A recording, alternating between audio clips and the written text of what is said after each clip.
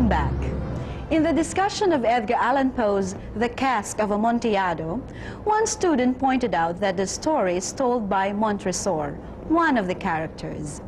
Like we mentioned earlier, the use of narration is one distinctive characteristic of fiction. But what exactly is a narrator?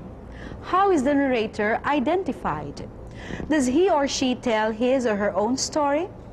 Is he or she an active participant?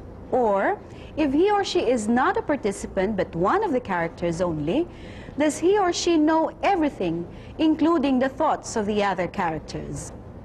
In this example, the use of the pronoun I reveals the narrator of the story, who is Montresor. This point of view is referred to as the first-person narrator, considering that the principal character is narrating his personal experiences. Second, the first-person observer. Here, the narrator does not participate in the action of the story, but acts as observer or commentator. Third, the third-person limited. The focus of this point of view is one particular character and what he or she does, says, hears, thinks, and experiences. Lastly, there is the omniscient point of view. Here, the thoughts and behaviors of all the characters are open and fully known by the narrator. The way actions are arranged in the story is called the plot. The plot controls the development of the actions in the story. This is quite true of the stories whose plot can be diagrammed. The actions in these plots come in a series. The following are examples of plotted stories. First is the linear plot. Here, the actions or events are arranged chronologically. Second is the circular plot. This type of development combines linear with flashback.